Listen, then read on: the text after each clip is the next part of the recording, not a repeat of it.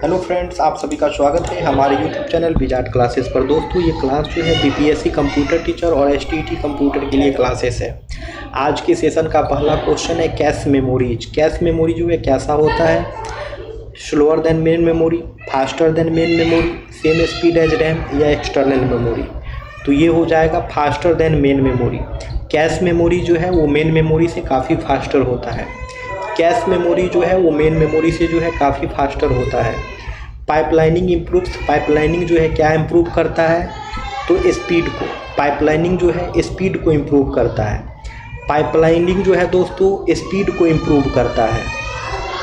In a graph a cycle is. एक graph में जो है साइकिल क्या होता है? A sequence of edges forming a loop. A sequence of edges forming a loop, यही जो है ग्राफ में एक साइकिल होता है। वीडियो पसंद आए तो दोस्तों वीडियो को लाइक करना है, चैनल पे नए हैं तो चैनल को सब्सक्राइब करना है ताकि आने वाली वीडियो का नोटिफिकेशन आप सभी लोगों को मिल सके। वर्चुअल मेमोरीज, तो ये हो जाएगा memory on the hard disk. Virtual memory जो है एक मेमोरी होता है हार्ड डिस्क पर। वर्चुअल मेमोरी जो है एक मेमोरी होता है हार्ड डिस्क पर। Which of these is a process state, तो इनमें से कौन सा जो है एक प्रोसेस का स्टेट है? तो ये हो जाएगा एग्जीक्यूटिंग। ठीक है, एग्जीक्यूटिंग जो है एक प्रोसेस का स्टेट है। विच of the following allows function name overloading, तो इनमें से कौन सा जो है फंक्शन नेम ओवरलोडिंग को अलाउज करता है? तो ये हो जाएगा पॉलीमॉर्फिज्म। पॉलीमॉर्फिज्म जो है वो फंक्शन नेम ओवरलोडिंग को अलाउज करता है। ठीक है दोस्तों, पॉलीमॉर्फिज्म जो है फंक्शन नेम ओवरलोडिंग को अलाउज करता है। Dynamic binding means linking at run time. Dynamic binding का मतलब होगा linking at run time. Which SQL command is used to remove a record from a table, वो कौन सा SQL कमांड है जिसका यूज करके जो है एक टेबल से रिकॉर्ड को डिलीट किया जा सकता है, रिकॉर्ड को रिमूव किया जा सकता है? तो ये हो जाएगा डिलीट। डिलीट SQL कमांड का यूज करके जो है टेबल से एक रिकॉर्ड को रिमूव किया जा सकता है। डिलीट SQL कमांड का यूज करके जो है एक टेबल से रिकॉर्ड को रिमूव किया जा सकता है। A foreign key in one table refer to, एक टेबल का फॉरेन की जो है वो क्या रेफर करता है? प्राइमरी की इन अनदर टेबल। एक टेबल का एक फॉरेन की जो है एक टेबल का वो अनदर टेबल के प्राइमरी की को रेफर करता है। Which layer of OSI model provides error detection, OSI model का कौन सा लेयर जो है एरर डिटेक्शन प्रोवाइड करता है? तो ये हो जाएगा डेटा लिंक लेयर।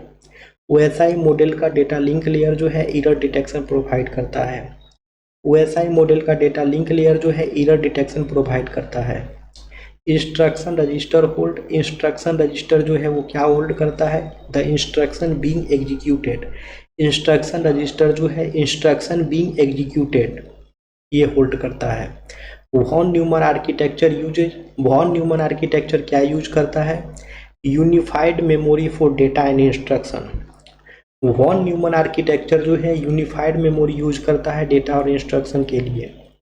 वीडियो पसंद आए तो लाइक कर देना है दोस्तों, चैनल पे नए हैं तो सब्सक्राइब कर लेंगे ताकि आने वाली वीडियो का नोटिफिकेशन जो है आप सभी लोगों को मिलता रहे।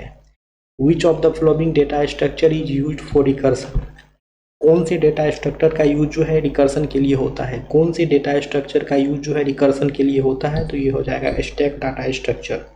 स्टैक डाटा स्ट्रक्चर का यूज जो है रिकर्सन के लिए होता है। और स्टैक डेटा स्ट्रक्चर जो है LIFO प्रिंसिपल पे काम करता है, यानी कि last in first out principle पे जो है आपका स्टैक डाटा स्ट्रक्चर यूज होता है। In link list each node contains, link list में जो है प्रत्येक नोड क्या कंटेन करता है? तो data and pointer. Link list में जो है जितने भी नोड्स होते हैं वो डेटा और पॉइंटर को जो है कंटेन्स करते हैं। एक थ्रेड जो है वो क्या होता है? तो एक थ्रेड जो है लाइट वेट प्रोसेस होता है। एक थ्रेड जो है लाइट वेट प्रोसेस होता है। Deadlock can be prevented by, एक डेडलॉक को कैसे प्रिवेंट किया जाता है? तो अलाउइंग प्रीएम्पशन, प्रीएम्पशन को अलाउ करके जो है डेडलॉक को प्रिवेंट किया जाता है। प्रीएम्पशन को अलाउ करके जो है डेडलॉक को अवॉइड किया जाता है, प्रिवेंट किया जाता है। कंस्ट्रक्टर इज एग्जीक्यूटेड व्हेन, तो ये हो जाएगा ऑब्जेक्ट इज क्रिएटेड। जब भी कोई ऑब्जेक्ट क्रिएट होता है तो कंस्ट्रक्टर एग्जीक्यूट हो जाता है। जब भी कोई ऑब्जेक्ट क्रिएट होता है तो कंस्ट्रक्टर जो है एग्जीक्यूट हो जाता है। Which of these is not a feature of OOP, इनमें से कौन सा जो है ऑब्जेक्ट ओरिएंटेड प्रोग्रामिंग का फीचर्स नहीं है? तो ये हो जाएगा प्रोसीडरल अब्स्ट्रैक्शन। प्रोसीजरल अब्स्ट्रैक्शन जो है ऑब्जेक्ट ओरिएंटेड प्रोग्रामिंग का फीचर नहीं है। बाकी मॉड्यूलरिटी हो, रीयूजेबिलिटी हो, ये इनहेरिटेंस हो, ये सभी के सभी जो है ऑब्जेक्ट ओरिएंटेड प्रोग्रामिंग के फीचर्स होते हैं। Which of these is not a valid SQL keyword, इनमें से कौन सा जो है वैलिड एसक्यूएल कीवर्ड नहीं है, तो ये हो जाएगा रिपीट। रिपीट जो है वो वैलिड एसक्यूएल कीवर्ड नहीं है। बाकी सेलेक्ट हो, वेयर हो, इंसर्ट हो, ये सभी के सभी जो है वैलिड एसक्यूएल कीवर्ड है। विच device operates at layer 2 of OSI model, OSI model के लेयर 2 पे जो है कौन से डिवाइस ऑपरेट होते हैं, तो ये हो जाएगा स्विच। ठीक है, OSI model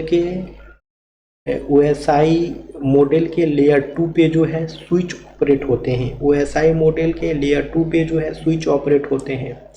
a binary tree is called complete if, एक बाइनरी ट्री को जो है कंप्लीट कहा जा सकता है कब, जब उसके जितने भी लेवल्स हैं वो कंप्लीटली फिल्ड हों except possibly the last.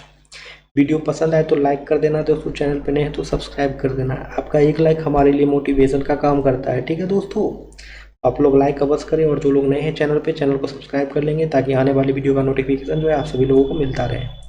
Which traversal use to get sorted elements for BST, तो ये हो जाएगा in order. In order traversal is use to get sorted elements of BST।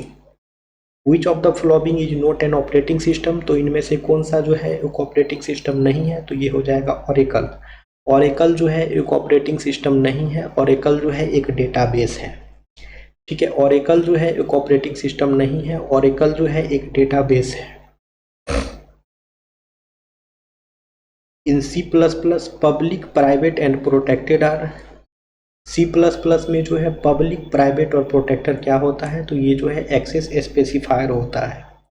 C++ में जो है पब्लिक, प्राइवेट और protected जो है एक एक्सेस स्पेसिफायर होता है। In relational database columns are also called, relational database में जो है कॉलम को किस नाम से जानते हैं, रिलेशनल डेटाबेस में जो है कॉलम को किस नाम से जानते हैं, तो ये हो जाएगा फील्ड। रिलेशनल डेटाबेस में जो है एक कॉलम को फील्ड के नाम से भी जानते हैं। ठीक है, what does DML stand for, DML का फुल फॉर्म क्या होगा ये पूछ रहा है, तो इसका आंसर आप लोग कमेंट सेक्शन में कमेंट्स करोगे दोस्तों। अब हमारी मुलाकातें जो है कल की क्लासेस में होंगी, तो इसका आंसर जो है आप लोग कमेंट सेक्शन में कमेंट्स करोगे दोस्तों, और फिर मिलते हैं हम कल की क्लासेस में। Thank you friends, thank you everyone.